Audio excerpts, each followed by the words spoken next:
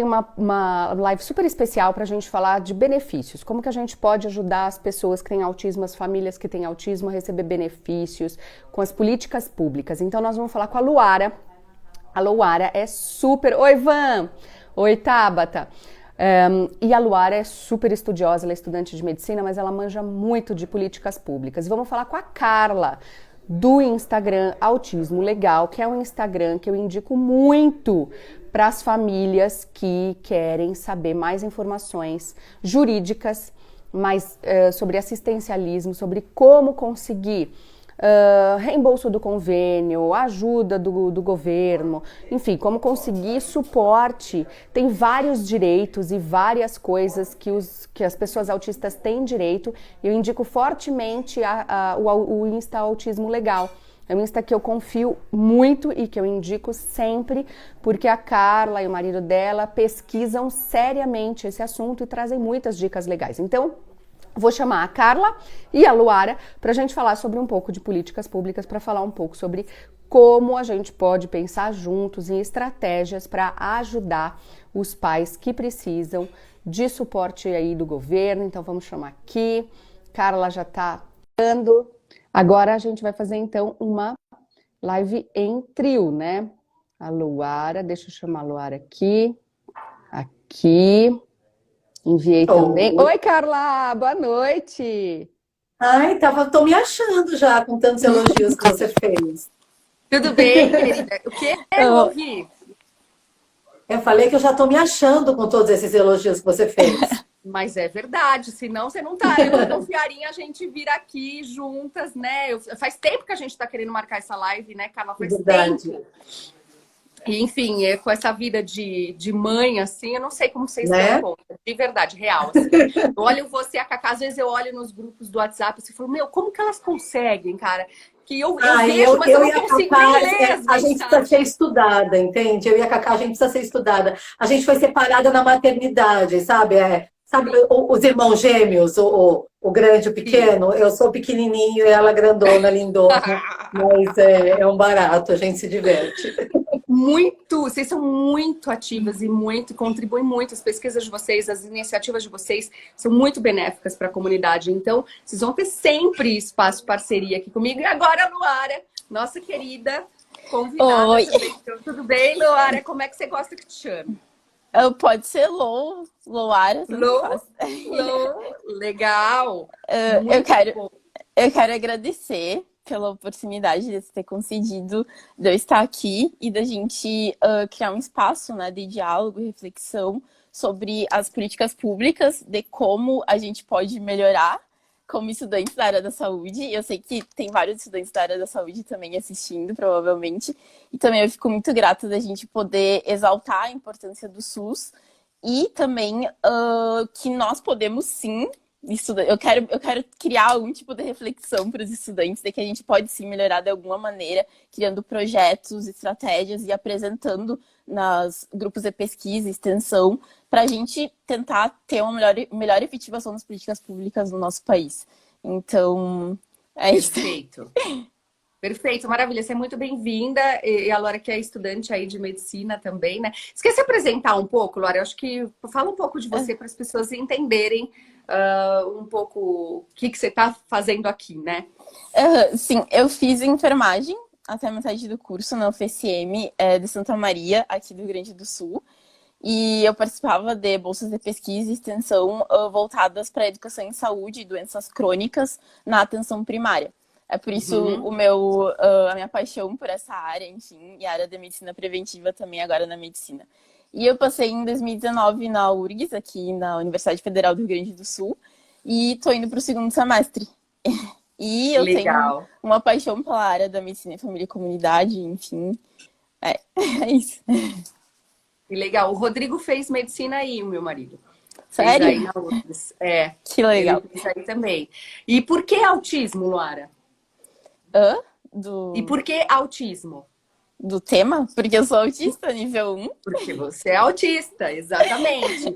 Então, você é autista e tem interesse em pesquisar esse tema, e por isso que você está aqui para falar com as outras pessoas autistas e com os pais, né? Uhum. Então, E uma coisa que é muito legal, Maíra, é que é a gente conseguir esse olhar amplo, né? Porque a gente tem olhar de um profissional, como a Maíra, que, né, a gente não tem nem o que discutir ou argumentar sobre todo o currículo, o conhecimento e tudo mais tal. E aí a gente tem o olhar de muitos pais que são envolvidos com a causa, né? Até hoje no Brasil, as grandes mudanças que aconteceram foram pulsionadas por pais. Mas, de repente, agora, as pessoas com autismo estão tomando frente. Isso, e o bacana é a gente deixar claro que não é porque os autistas estão tomando frente que os pais não participam, né? Não é porque os pais faziam que eles não querem que os autistas façam. A gente consegue enxergar tudo de uma forma muito mais ampla quando a gente se une. E é isso que a gente está fazendo aqui hoje, né? Trazendo a visão profissional, trazendo a visão de pais, a visão legal e trazendo a visão de quem conhece o autismo por dentro, né? De quem vivencia. E isso é muito legal. É isso. E aqui a gente sempre vai ter espaço para discutir, para falar sobre isso, né? Quando a gente tem um objetivo de ser construtivo. Então, a gente tem o objetivo de pensar juntos, sem polêmicas, mas pensar como a gente pode hoje, o que a gente tem hoje de assistência para os pais e para os autistas que eles podem se beneficiar. Quem quer começar a falar um pouquinho aí? Eu gostaria de... Diga. Fala você, depois, se quer me deixar, eu falo pra caramba. Depois eu só queria fazer uma retrospectiva do autismo legalmente aqui no Brasil. Para a gente ter uma noção de que as coisas são graduais, né? Que tudo acontece de pouco em pouco. Mas fala aí, por favor. Era isso também que eu quero fazer, uma contextualização histórica das políticas públicas do autismo. Porque assim a gente pode entender a importância do SUS no Brasil e também entender por que ainda não estamos no processo de alcançarmos uma melhor efetivação. Porque, infelizmente, aconteceu de uma forma tudo muito recente, enfim, o avanço das políticas públicas. E eu também acho interessante a gente abordar essa linha cronológica, até porque muitos pais vão entender a importância que o ativismo dos familiares teve para o avanço das políticas públicas. Porque os pais fizeram, sim, a diferença na nossa história das políticas públicas do autismo no Brasil. E, então, eu vou tentar falar uma linha cronológica para as pessoas entenderem, enfim, por que está sendo tudo muito recente, enfim. E a elaboração das políticas públicas, elas iniciaram de forma muito tardia, porque as políticas públicas relacionadas à saúde mental dos adolescentes e das crianças, elas surgiram apenas no início do século XXI, que seria em 2001 que a gente foi criada a CAPES-I, que seria... Eu vou entrar em detalhes depois, mais para frente. Mas, enfim... Antes disso, a população ela encontrava atendimento apenas em instituições filantrópicas, como a PAI, ou nas organizações não governamentais.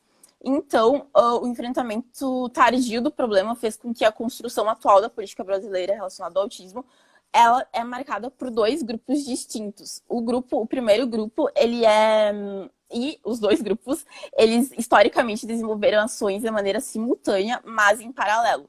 O primeiro grupo ele é composto pela maior parte por trabalhadores e gestores da atenção psicossocial, que naquela época, na década de 80, ele era formado por os defensores da reforma psiquiátrica. E eles eram integrantes das ações diretamente ligadas às políticas públicas do SUS. Só que do outro lado, começou as ações dos pais e familiares, porque eles se sentiam abandonados, enfim, pelo governo, que não tinha nenhuma assistência governamental, enfim.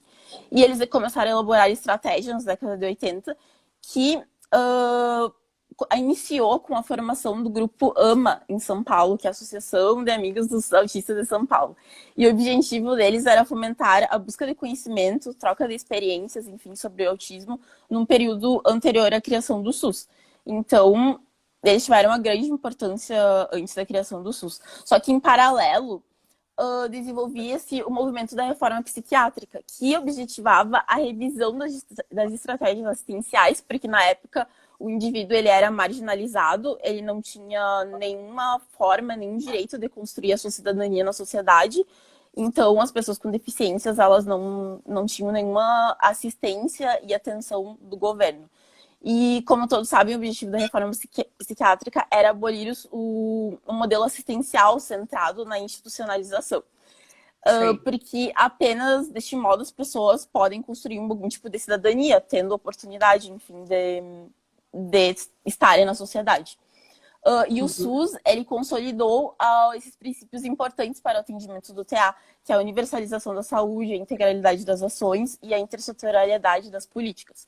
Então, com a reforma psiquiátrica, a saúde mental ela se tornou uma política de Estado, finalmente. No que hoje em dia nós conhecemos como atenção psicossocial, que aí veio a criação dos CAPs, que todo mundo conhece, enfim, na atenção primária, e acabou substituindo os hospitais psiquiátricos. Então, os CAPs, eles promovem o tratamento a partir da ótica dos direitos humanos e valorizando o indivíduo no âmbito social, algo que faltava, enfim, há décadas no nosso país. No entanto, a construção de uma rede de atenção para as crianças e adolescentes, que eu tinha falado antes, ela surgiu apenas em 2001, que é o CAPSI, que é focado na atenção psicossocial infanto-juvenil, e aí que acabou tendo mais atenção para as crianças, enfim, autistas. Só que, simultaneamente, também, as ações lideradas pelos pais, como o AMA, elas estavam tendo também um protagonismo no cenário político brasileiro.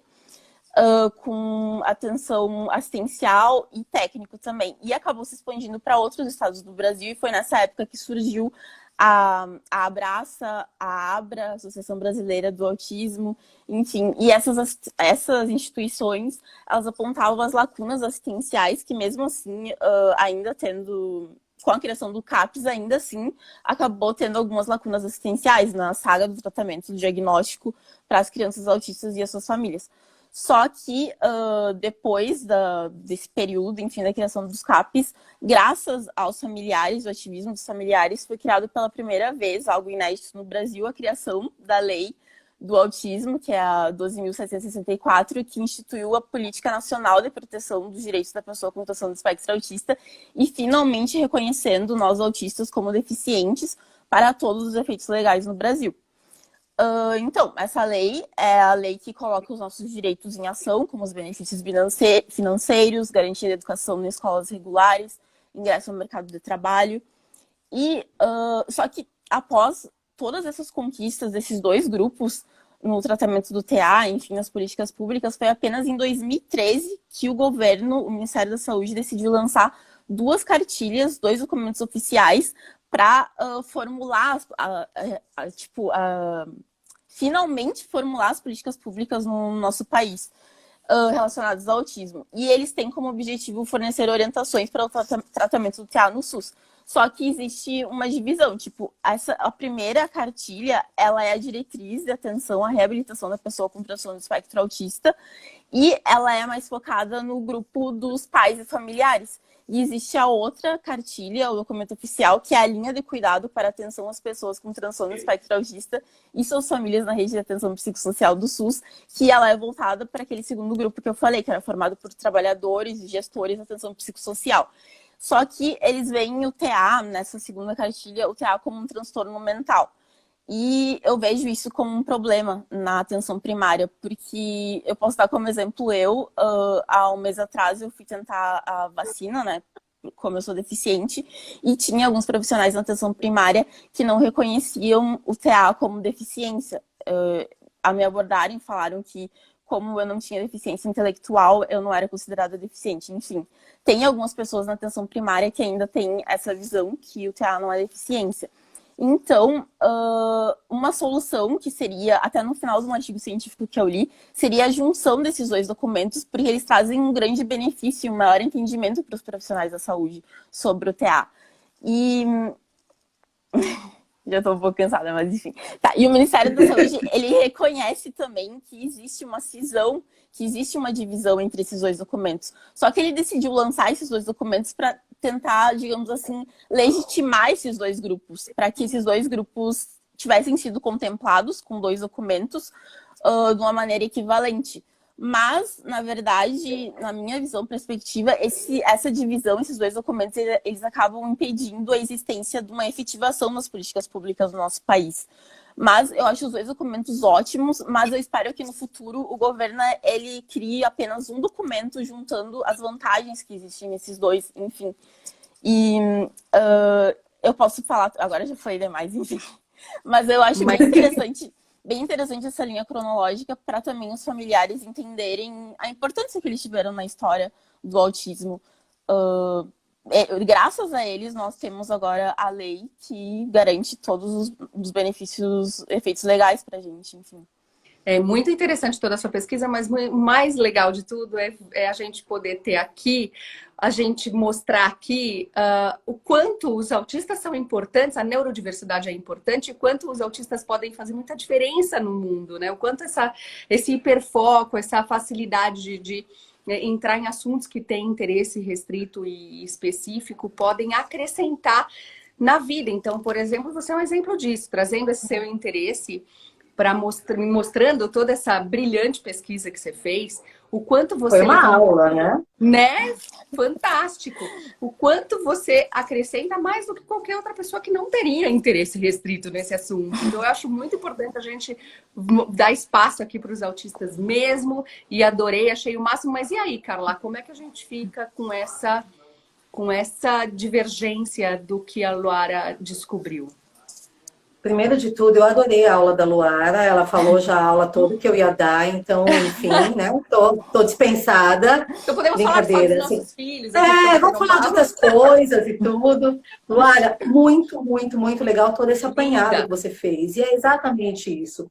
O que eu acho que é muito importante a gente estar entendendo é que toda parcela da sociedade que foi excluída durante um tempo também precisou de um tempo razoável para ser vista como parcela da sociedade atuante e validada. Isso aconteceu com os negros, isso aconteceu com as mulheres, que até pouquíssimos anos atrás não podiam votar, não podiam ter empresa, não podiam fazer negócios sem, né, a autorização do marido. Isso aconteceu com pessoas com deficiência em geral, que eram consideradas pessoas incapazes para qualquer coisa, e para que fossem reconhecidas como alguém capaz, tinham que ter uma autorização judicial, dizendo que ela é capaz de assinar um contrato, que ela é capaz disso e daquilo. Então, eu acho muito importante a gente entender como funciona uma sociedade de verdade, né? Porque essas coisas acontecem, mas elas acontecem de forma gradual.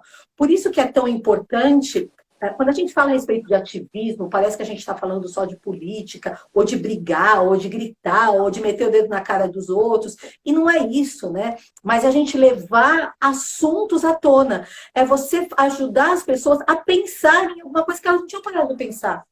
Né? Eu fico imaginando que milhares de pessoas que estão assistindo agora, ou que vão assistir depois essa live, nunca pararam, na verdade nem sabiam que existiam 2 documentos do Ministério da Saúde falando a respeito do autismo, e que são documentos espetaculares, que falam todo o histórico do autismo, que falam a respeito de critérios diagnósticos, que falam a respeito de formas de tratamento. Tem uma série de informações ali super importantes, e que muita gente não sabe. Pelos documentos que eu peguei, o documento de diretrizes aparece com a data de 2014 e a linha de cuidado aparece a primeira edição aqui como 2015. O que eu acho muito bacana a gente ver é que, primeiro de tudo, foi necessário muito movimento, muito suor e lágrimas para que o autismo fosse reconhecido como deficiência para todos os efeitos legais. E esse é um marco que não importa para que lado do autismo que você caia, né? Porque a gente sabe que existem lados aí, partidos, enfim. Não importa para que lado que você prefere olhar, a Lei 12.764 fez toda a diferença na vida da pessoa com transtorno do espectro autista e para a família, porque a família toda é impactada. E a partir daí, o governo começou a olhar um pouco mais para essa parcela da sociedade que estava deixada de lado, né? E isso é muito importante. E você sabe uma coisa? Que depois, por sua causa, eu comecei a estudar um pouco mais esses documentos, que eu tinha que vir aqui preparada para isso. E muitos de nós, a Maíra pode confirmar, quantos profissionais falam para os pais que só pode fechar um diagnóstico do autismo depois dos 3 anos de idade? Né? É quase uma máxima. As pessoas têm isso como verdade. E aí, vocês sabem de onde que vem essa história? é no documento de 2015, essa linha de cuidado para atenção às pessoas com transtorno do espectro do autismo. Inclusive, a lei traz transtorno do espectro autista em 2012. E os dois documentos do Ministério da Saúde traz o transtorno do espectro do autismo. Nem a nomenclatura bate com o que está na lei. É só um detalhe.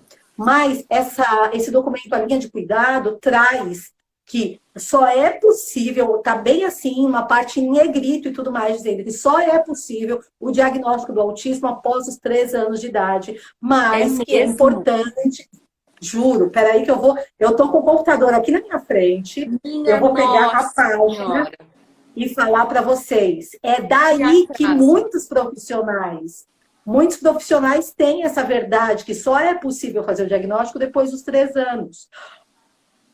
A gente sabe que, né, e a Maíra sabe melhor do que qualquer um de nós aqui, que muita coisa sobre autismo foi se refinando, né? Muitas informações foram se refinando, não sei se evoluindo seria a palavra certa, mas enfim, muitos conhecimentos novos foram adquiridos, uma visão um pouco mais apurada do autismo de uns tempos para cá. Este documento, de acordo com o que eu tenho aqui baixado, do Ministério da Saúde, é de 2015, eu estou procurando a página para passar para vocês.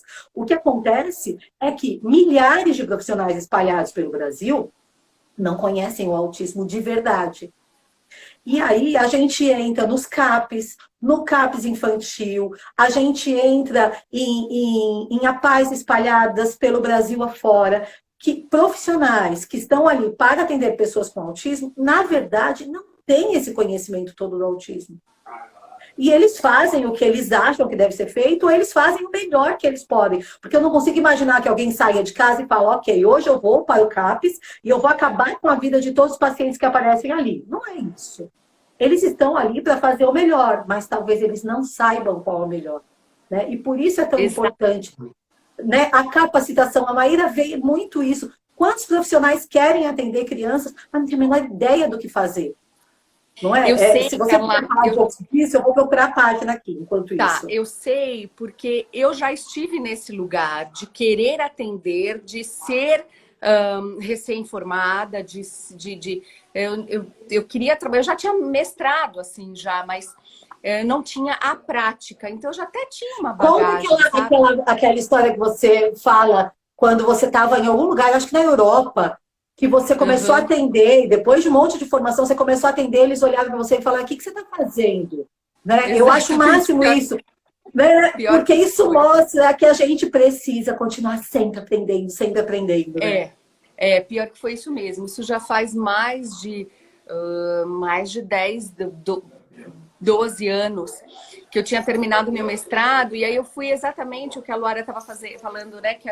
Que começou muito com as mães da AMA que se reuniram e elas fizeram uma pesquisa imensa, foram para fora, para os melhores centros de autismo, para conseguirem aplicar aqui e tentar fazer aqui um centro eficiente como se tinha fora do Brasil. Mas na época, gente, quando que foi, Luara, que as mães da AMA se reuniram e montaram a AMA? Foi nos anos 80, né? 83. Foi nos anos 80. E aí eu fui para fora 20 anos depois, né? Que elas tinham montado isso, já faz 15 anos. Então, eu fui para os centros, eu peguei exatamente o trajeto que elas fizeram e fui para os centros de autismo que elas se basearam como centros de referências para elas.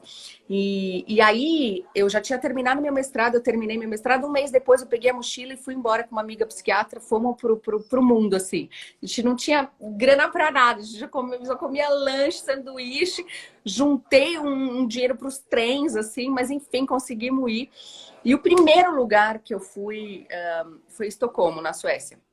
O primeiro lugar que eu fui foi um centro de referência muito importante. E aí eu falei, não, eu já sou super boa, eu sei fazer. Tem mestrado, né? Eu conheço bem e tal, né? Mestrado. Escrevi um livro. Você já tinha escrito aquele livro, O Mundo Singular? Não. Ou ainda não? Não. Aquele livro é muito bom. Foi alguns anos depois, Mas eu podia dar aula de ABA, podia ser professora universitária de ABA, porque eu já tinha mestrado em ABA, né? E aí eu fui para lá, mas na hora que eu fui para o chão aplicar com as crianças, eles me olharam assim, O senhor entreolharam um para o outro, e aí olharam para mim, e aí tiveram muito respeito, educação, e no final do dia eles convocaram uma reunião para dizer que o que eu estava fazendo ali no chão, o que é isso? A gente já não faz mais aqui há mais de 20 anos. Então, como a gente não tinha tecnologia, internet, não era assim igual é hoje, né? Que sai um artigo ali, a gente está com ele na mão. Sai uma pesquisa lá, alguém já postou um vídeo, alguém já mostrou como faz. Eu vou o tempo todo para fora para buscar informações, né, antes da pandemia, o tempo todo para fora. Todo mês eu estava em algum centro fora do Brasil para trazer as informações para cá, e agora eu tenho muitos contatos fora em outros países que me atualizam o tempo todo das pesquisas de tudo que está acontecendo. Mas antes a gente tinha que ir lá buscar. Não sabia, a gente não sabia. As mães da AMA foram na década de 80, a gente continua fazendo aqui no Brasil. E muitas pessoas ainda pararam no tempo, até hoje. Então, eu já estive nesse lugar de eu quero trabalhar com autismo, eu quero saber fazer, mas eu vou para o chão e não tenho a menor ideia. Porque a gente não aprende a prática, a gente não aprende em aulas nas faculdades, nenhum profissional. Não adianta, nem na medicina, nem na psicologia, nem as TOs, nem as fonos, a gente não tem uma capacitação suficiente durante a faculdade para trabalhar com autismo. Então, o que a gente faz? A gente vai para o chão e começa a fazer achismo. Coisas que a gente acha que são interessantes. Então, os profissionais saem por aí e vão para todos esses centros e fazem ali mais ou menos o que eles acham. Então, por isso que a gente defende absolutamente a capacitação, formação em aba. É o mínimo, gente. Formação em aba é o mínimo. Já é mais do que comprovado que a ciência aba é o que a gente precisa para fazer as estimulações corretas. E, no mínimo, gente, saber sobre neurociências, né? Porque você está trabalhando com o cérebro das crianças. Então, como é que você... Eu sempre falo, como é que você vai contratar um marceneiro para fazer os móveis da sua casa se ele não entende de madeira? Como é que você vai contratar alguém para montar um sistema para sua empresa se ele não entende de computador? Diga, Lu. Não, é que eu acho mais complicado o que acontece na atenção primária. E eu acho também que é um dever da educação superior fazer uma melhor efetivação do sistema público de saúde. Só que aí entra a importância dos grupos de pesquisa, de extensão. Com certeza.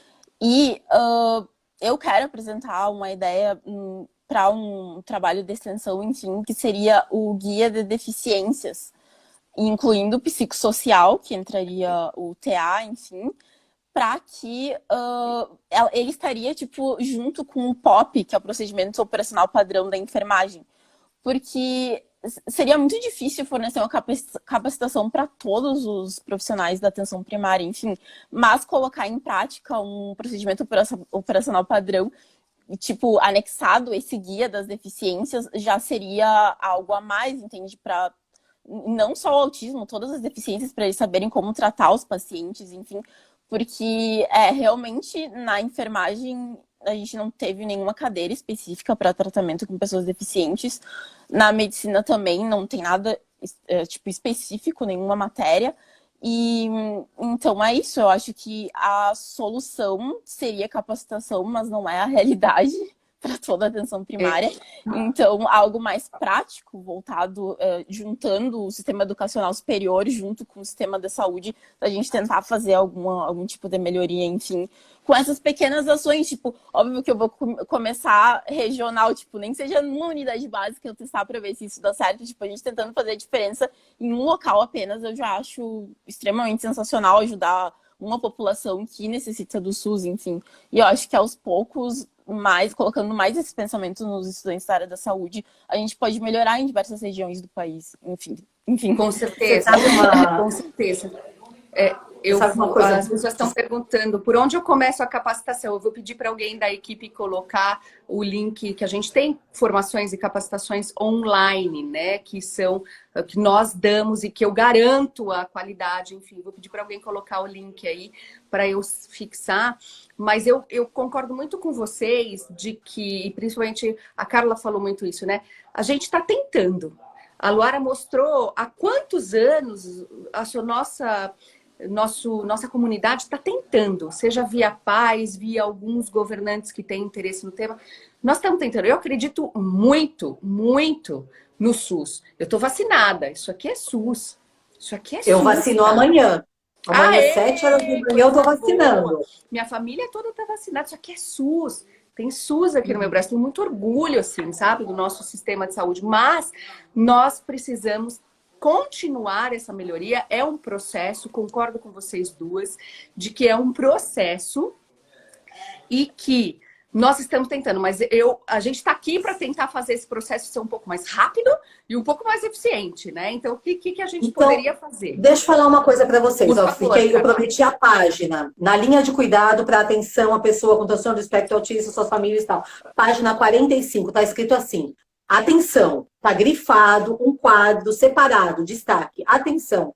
Embora o diagnóstico definitivo do transtorno do espectro do autismo só possa ser firmado após os 3 anos de idade, a identificação de riscos para o TEA pode ser feita precocemente. Óbvio que era isso que eles acreditavam que era verdade quando eles lançaram essa cartilha.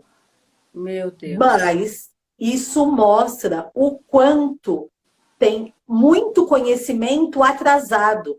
Quando você falou, Maíra, por exemplo, que você foi e as pessoas falaram, nossa, mas isso não se faz há mais de 10 anos, né? E você se tinha acabado de sair da universidade com uma super formação. A gente tem dezenas e centenas de professores de faculdade, professores de pós-graduação, professores de mestrado, que continuam ensinando aquilo que eles aprenderam há 30 anos atrás.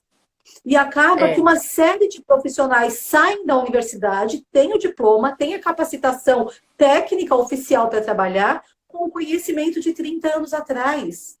Né? Agora, deixa eu falar uma coisa, diga, depois eu falo uma coisa que talvez muita gente não saiba que existe. Não, eu ia te perguntar se você poderia postar nos seus stories com o arrasta para cima, esse endereço. Eu já coloco para acabar. E aí eu vou convidar todo mundo para ir lá no @autismolegal, que é o Insta da Carla, que tem várias dicas sobre como conseguir benefícios, conseguir as coisas que a legislação tem para autistas, né? Oi? Eu tô colocando... Da pessoa com autismo, só estava complementando. Para as pessoas com mas em relação todo mundo perguntando onde que encontra o curso. Então, deixei fixado aqui, no nosso site, institutosingular.org/cursos, ou no link que está na minha bio. Então, clica no meu nome, que aparece lá na minha bio, e tem um link lá que vocês acham o curso. Mas aí eu ia pedir também para a Carla, então, deixar esse material. Eu coloco lá na arrasta para cima. A Luara, se pudesse também deixar algum material nos seus stories, aí convido todo mundo para ir lá no Insta da Luara, que é... Como é que é seu Insta, Luara? Zoya Vortex. É ZOYA Vortex.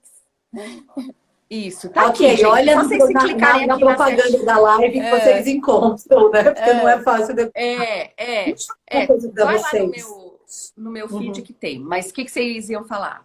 Não, eu queria falar sobre... Fala primeiro, Laura, depois eu falo. Desculpa. Não, sobre os documentos oficiais, que as diretrizes, ela é voltada para o desenvolvimento das habilidades funcionais, né, do autista.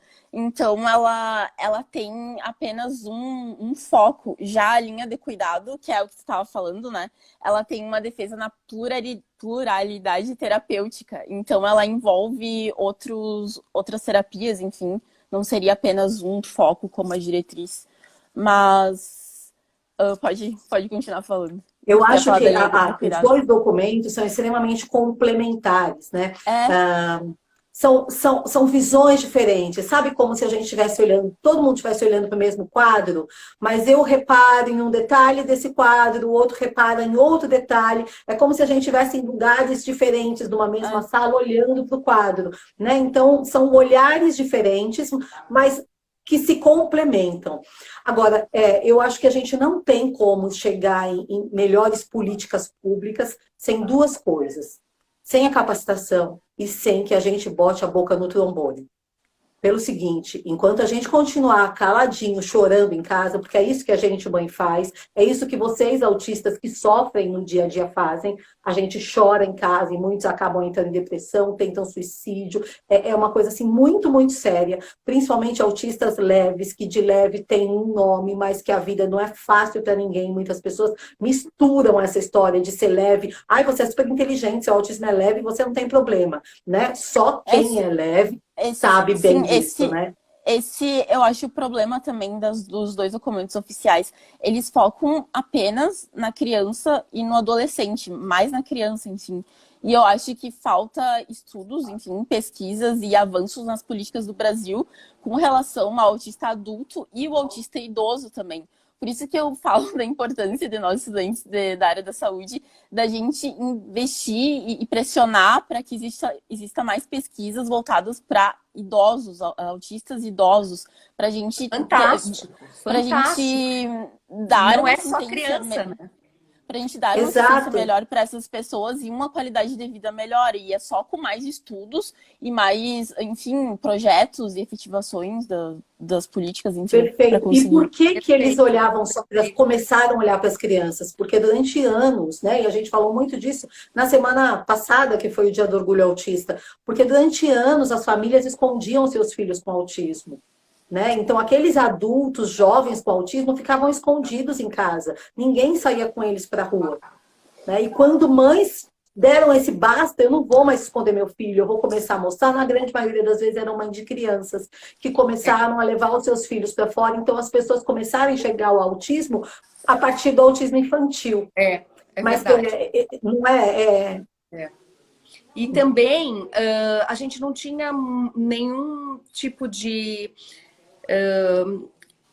canal para falar, né? O canal, por exemplo, do meu canal lá do YouTube, a gente tem há 5 anos. Antes disso, a gente tinha poucas coisas na internet, pouca informação na internet, tinha um monte de groselha na internet, que você fala, meu, o que tá nada a ver? Você vê? Então tem muita desinformação. Então agora que a gente está falando mais sobre isso, que os autistas adultos estão aparecendo, mas com certeza tem autistas adultos, tem autistas idosos, mas a gente começou falando sobre intervenção precoce e autismo infantil, nem tem pesquisas, tem nada de material sobre autismo adulto, quase nada. Nada sobre autismo em idosos. E eu concordo muito com a Luara que o canal é a pesquisa científica. Eu faço pesquisa científica desde o 2º ano da faculdade. E eu fui bolsista do governo. Então, eu fui bolsista CNPq, fui bolsista FAPESP, fui bolsista PIBIC. E isso fez muita diferença na minha formação.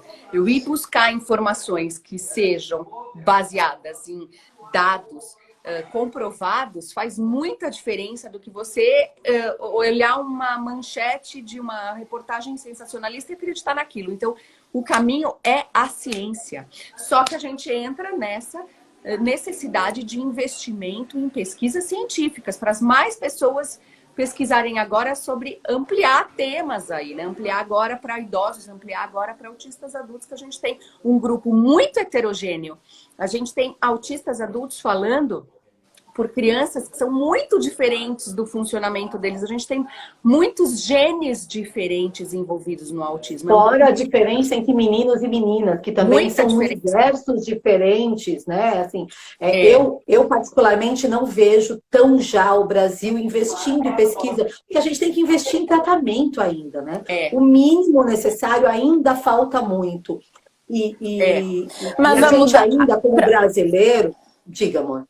Para mim, a mudança vai ocorrer com nós, estudantes, para a gente buscar tipo, a capacitação, como vocês estão falando melhorias, da gente entender que, como estudantes, nós temos o dever, como missão, de mudar o nosso sistema público de saúde. Enfim, então, tratamento é importante, mas a gente tem interesse científico e de compreender, enfim, como que é como que nós podemos tratar esses pacientes deficientes, não só o TEA, mas todas as deficiências, enfim, inicia na fase acadêmica, eu acho, essa mudança. Perfeito isso, mesmo porque vocês têm esse vigor da juventude, né? Vocês têm essa disposição e essa visão de que nada é impossível. Quando a gente vai ficando mais velho, muitas vezes a gente acaba desistindo de algumas lutas, que quando a gente é mais novo, a gente não tá nem aí, a gente enfia a cara, a gente briga, a gente peita. Isso é extremamente importante. Mas sabe uma coisa que eu queria falar para vocês, que muita gente não sabe? O SUS tem uma universidade do SUS. Milhares de pessoas dependem do atendimento do SUS, né? A gente fala muito a respeito de planos de saúde, mas a gente sabe que a realidade brasileira é uma parcela pequena tem acesso a planos de saúde. Tem muita gente que está deixando de comer para pagar plano de saúde porque não consegue atendimento no SUS. E muitas vezes a gente só vai conseguir mudar essas coisas quando a gente começar a exigir do governo que esse atendimento seja feito de forma adequada, porque está na lei. Não começou isso com a Lei Berenice Piana. A Lei Berenice Piana deixou claro para que qualquer pessoa consiga entender que a pessoa tem direito, inclusive, a uma coisa que muita gente deixa de lado, que é o diagnóstico precoce, ainda que não definitivo. Eu acho espetacular esse termo. Porque você pode, não é? Muitos profissionais têm medo de dar um diagnóstico quando a criança é nova, porque de repente, daqui a pouco, descobre que não é autismo. Gente, e eu preciso fazer uma live para médicos explicando sobre isso. O médico pode colocar aqui, hoje, de acordo com as características que a criança apresenta hoje, ela é considerada uma pessoa com autismo, porque ela está dentro do espectro e tudo mais. Isso não significa que, de repente, daqui a um tempo, foi feita uma nova avaliação e percebeu que não, que essa pessoa não está mais no espectro, ou que ela estava no nível 2 e agora ela está no nível 1, que é uma coisa que acontece muito. Mas tem um monte de médico que tem medo de tomar processo de erro médico e não dá diagnóstico. Enquanto não dá diagnóstico, esse monte de criança não consegue brigar. Porque a gente tem que começar a exigir direitos e não implorar, porque direito não é favor. Né? Se na lei está dizendo que a gente tem direito, a nossos filhos ou vocês têm direito ao atendimento especializado, que tem direito à equipe multidisciplinar, que tem direito a nutricionista, que tem direito ao professor auxiliar, que tem direito à medicação, a gente não tem que ficar implorando, por favor, me dá isso. Está na lei, isso tem que ser cumprido. E muitas vezes isso só vai acontecer quando começar a chover processo contra o SUS, para que eles percebam que eles precisam fazer o negócio direito, porque senão eles vão gastar muito dinheiro pagando particular. Só para que todo mundo entenda, se o SUS, se a sua prefeitura não tem um atendimento adequado, você tem o direito a receber o atendimento numa clínica particular e quem vai pagar é o SUS. Isso significa que se você não tem dinheiro... Exato, está escrito isso está na lei. Se eles não têm o atendimento, eles têm que... Se elas não conseguem vaga. Todas as pessoas deficientes ou só com autismo? Todas as pessoas de qualquer cano, não precisa ser autista. A gente fala para os autistas que é o nosso foco, mas qualquer pessoa. A medicação gratuita é um direito de todo mundo. Eu, quando preciso, quando tenho que tomar algum remédio, eu peço para o médico colocar o nome do genérico e vou no posto de saúde para pegar o remédio, porque é meu direito. Agora, eu estou com preguiça de esperar na fila, eu quero já pegar o remédio, eu vou lá e eu pago. Entendi. É mais ou menos esse mesmo princípio do atendimento do SUS e do plano de saúde. Você quer ter um pouco mais de conforto, você paga um plano de saúde que te oferece isso. Mas ninguém é obrigado a fazer plano de saúde, porque senão não recebe atendimento. Todos. E aí você pode falar para mim assim, mas a pessoa se não tem dinheiro nem para pagar um plano de saúde, como que ela vai entrar com o processo se ela não tem dinheiro para pagar o advogado? É verdade. E muita gente não entra com o processo porque não tem dinheiro para advogado. Mas nós temos a Defensoria Pública. Defensoria Pública são advogados que são pagos com os nossos impostos, com o meu, com o seu, com o da Maíra, de todo mundo. E eles fazem atendimento gratuito para pessoas que têm uma renda baixa. Aqui em São Paulo, é uma renda de 3,5 salários. Então, quem recebe até uns R$3.500, R$6.700 consegue atendimento gratuito. E você pode... E tem um monte, milhares de pessoas que recebem o atendimento em clínicas, o governo paga porque ele não oferece. Até um dia que vai ficar tão caro para eles pagarem essas clínicas particulares que eles vão começar a colocar atendimento decente na prefeitura, no estado e tudo mais.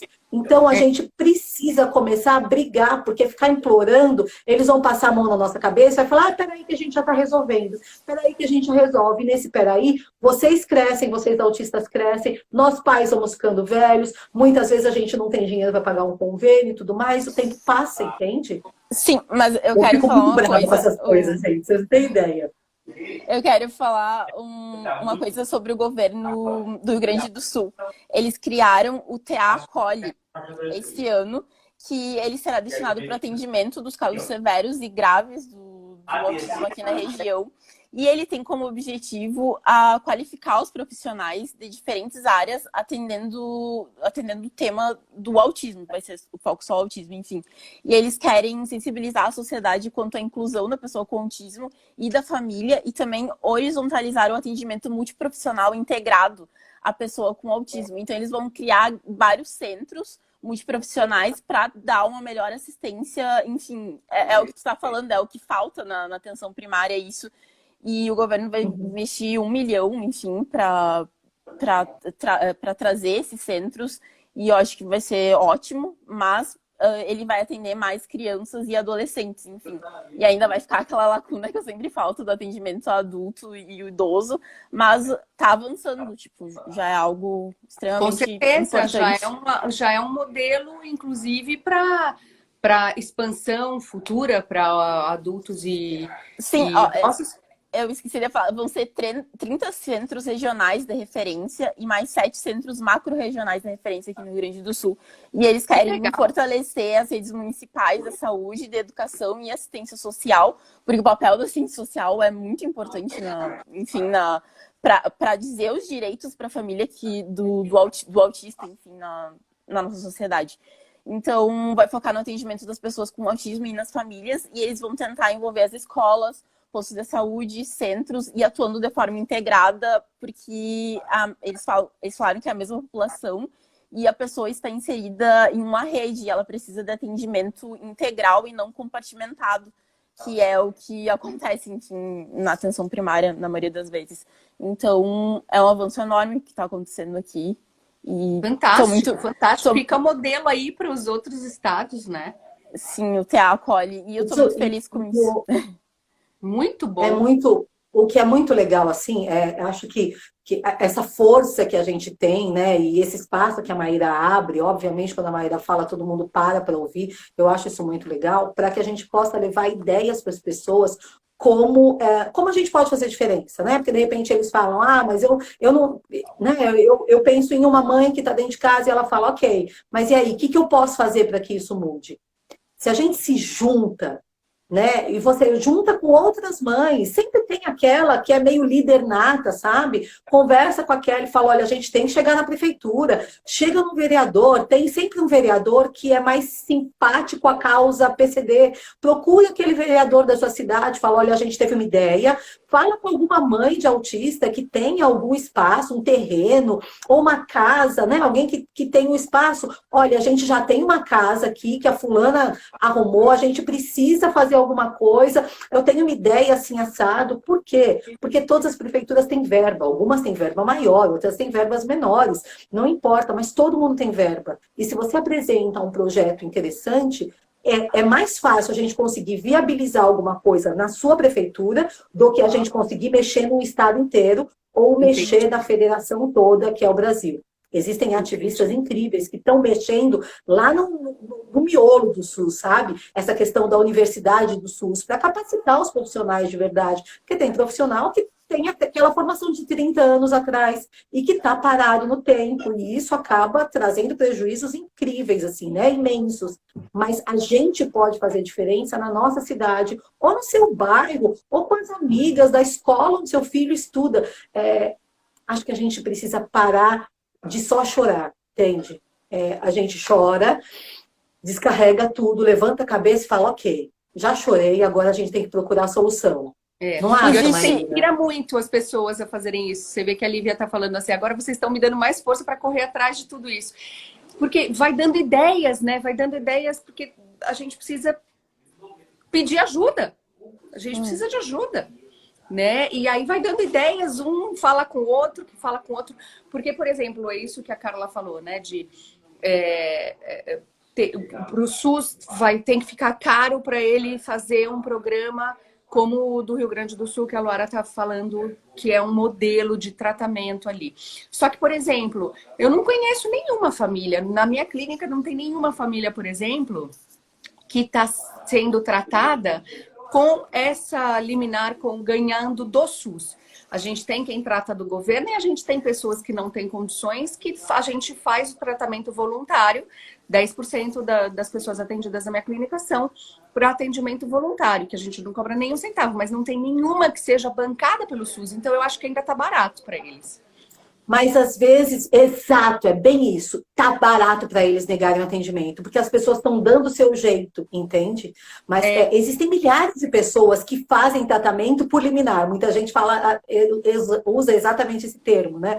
E um monte de clínicas, tem um monte de clínicas que trabalham basicamente recebendo do SUS, prestando esse atendimento. É um direito nosso, entende? Você não está pedindo favor nenhum para ninguém. É um direito, os nossos filhos está lá na lei. Procure a defensoria pública. Isso não significa que você vai ser atendido em uma semana. Mas você está 6 meses esperando um atendimento. O que custa pegar a defensoria e passar por lá? E eles vão exigir esse atendimento. Ou a sua prefeitura vai dar um jeito de botar gente para atender as crianças da sua cidade, sim. Ou eles vão pagar em algum lugar. A prefeitura manda carro para levar para o tratamento. A gente não tem aqui na nossa cidade, tem na cidade do lado. Eles mandam um carro, pegam você na sua casa com seu filho, levam lá para o tratamento e traz de volta. Até quando fica caro demais. Aí vai sair mais barato eles contratarem alguém, botarem uma clínica dentro da cidade deles. É o que está acontecendo com muitos convênios. Muitos convênios estão começando a fazer centros de especialidade em autismo. Porque eles estão perdendo tanto processo, está saindo mais barato fazer clínicas. Ok, a gente não quer ganhar processo, a gente quer atendimento. Sim. Eu acho que quem pode ajudar as famílias, principalmente do interior, são os assistentes sociais, porque é a função deles conscientizar as famílias sobre os direitos das políticas públicas, os direitos sociais que a criança possui. E é também o dever do assistente social promover a proteção à vida, reduzir os danos e prevenir a incidência do risco social das pessoas com TA. E também dos seus familiares, né? E fortalecendo também o debate da inclusão desses indivíduos no meio social, bem como a busca da eliminação do preconceito, discriminação que a gente sofre. Enfim, então eu acho que o assistente social ele pode ser uma mão ali para orientar as famílias sobre isso que tu falou. Provavelmente eles têm informação sobre isso para garantir os direitos, mesmo que não sejam sendo atendidos pelo SUS, que existem outras maneiras, enfim. Então, buscar o assistente social é uma boa alternativa também. Perfeito. Então, vamos lembrar que os assistentes sociais orientem, então, a buscar atendimento no SUS. Não conseguiu vaga, tem como entrar com um processo pedindo para o SUS bancar um tratamento numa clínica particular. Não tem grana para pagar advogado particular, procura a defensoria pública. É isso, Carla? Se muitas pessoas fizerem isso... Pode procurar o Ministério Público, pode procurar o AB, pode procurar um escritório grande de advocacia. Assim como a Maíra tem o atendimento voluntário, escritórios grandes também fazem aquilo que é chamado de pro bono. Eles atendem algumas pessoas, então vale a pena procurar. E deixa eu falar uma coisa que, para mim, fez muita diferença como mãe de autista. E toda vez que eu encontro a Maíra, eu falo sobre isso, eu agradeço, porque ela fez diferença na minha vida e pode fazer diferença na vida de todos. Né? Não só ela, outros profissionais, mas eu estou aqui com ela, não tem como não falar disso. O que você aprendeu, mãe? O que deu certo com o seu filho? Conta para outra. Passa para frente o que você aprendeu. O que você já viveu, ensina para outras pessoas. Talvez com seu filho algumas coisas não deram certo, mas com o filho da outra pode dar. A gente precisa fazer esse papel de replicar informação. Porque não adianta, Maíra, fazer 500 mil vídeos e colocar na internet se eu não prestar atenção e não tentar colocar no meu filho. Né? Não adianta eu ficar aqui falando 5.000 horas sobre direito e vocês falarem, isso aí é só para quem tem dinheiro, isso aí funciona só no papel, de verdade não funciona. E não tentarem exercer os direitos. Não adianta, Luara, chegar aqui e falar sobre políticas públicas, sobre SUS, sobre pesquisa, sobre isso, sobre aquilo. Vocês falarem, isso é coisa de estudante. Entende? A gente precisa se movimentar. Não, cada cidadão tem seu papel. Da nossa casa, falando, você tá querendo ajuda, amiga? Isso não rola, né, gente? Não rola mesmo. todos nós temos um papel importante na sociedade. A gente tem que entender isso, que todos nós podemos fazer algo para mudar, mesmo que seja pequeno, enfim, a nossa ação. Mas, enfim. Não, concordo totalmente. Acho que os estudantes têm seus papéis, acho que os médicos têm seus papéis, acho que nós, influenciadores aqui, temos nossos papéis, acho que os advogados têm seus papéis, e cada um fazendo a sua parte. E o que a gente está levantando aqui é que os pais também têm seus papéis para sacudirem o governo. Então, ir atrás aí dos seus direitos no SUS, nas defensorias públicas, buscando... Já está sem atendimento mesmo. É claro que não vai ficar parado enquanto isso. Claro que vocês vão assistindo os vídeos, botando em prática tudo que eu ensino. Vai para o chão. Não deixa a criança parada esperando, né? Vai estimular a criança. Entenda uma coisa, gente. Tudo que a Maíra estudou, ela está dando de graça para gente. Então, aproveita. Aproveita o que outros tantos profissionais incríveis estão entregando de graça para gente. Presta atenção, escreve, faz com o filho. Deu certo, não deu certo? Bota lá nos comentários, porque eles sempre estão passando para explicar alguma coisa. Junta um vídeo com o outro. A gente pode ficar muito bom nesse negócio, aproveitando as informações que gente boa pra caramba tá passando pra gente, mastigado, sabe? Tá entregando mastigadinho pra gente. É verdade, é verdade. E a gente tem agora acesso a todas essas discussões, né? Então, Luara, lá no seu Insta, o que você posta que as pessoas podem se beneficiar? Fala um pouquinho do seu Insta, depois a Carla também. Eu falo sobre experiências próprias, sobre o meltdown que nós temos, foi o último vídeo que eu fiz, sobre as nossas interesses específicos. Enfim, eu posto também desenhos também, enfim. Eu tento falar mais da inclusão nossa na sociedade, é claro. E é isso. Legal, muito bom. Muito bom. Eu sigo e recomendo fortemente que as pessoas que querem... Ontem indiquei teu canal para... Tava em Monte Verde, né? Que na casa da minha mãe, a gente estava aqui. Amanhã eu tô indo embora pro sul de novo. Adoro Monte Verde. Eu amo lá também. Minha mãe estava lá e a gente foi comemorar o aniversário do meu filho lá com a minha mãe. Agora estamos indo embora amanhã para o sul de novo. Mas aí eu fui numa padaria que a mãe, que a moça da padaria me segue e tal, é amiga da minha mãe, e aí queria me conhecer, e aí contou um pouquinho do filho dela e tal. Então, eu sei lá por que eu falei disso agora, de Monte Verde. Sim, eu indiquei seu canal. Adolescente, tem 14 anos. E aí os pais falaram pra mim, assim, e foi muito lindo, porque a mãe ficou emocionada e o pai veio também falar comigo, tava lá na padaria e ficou emocionado e falou, olha, se eu pudesse mudar e escolher, se meu filho ser diferente, eu escolheria que ele fosse do jeitinho que ele é. Mas aí eu falei, então coloca ele para assistir outras pessoas. Daí indiquei o seu canal, indiquei o Marcos Petri, indiquei a Dani, indiquei a Autizando, porque eu acho que vocês são realmente referência do bem para as pessoas. Sim, e a Autizando tem um projeto muito massa. Ela é linda também, né? De assistência psicológica para os autistas adultos, que ela está tentando reunir, eu acho, vários psicólogos para ajudar o atendimento de graça, enfim, para autistas adultos do nível 1, enfim. É muito legal. Muito legal.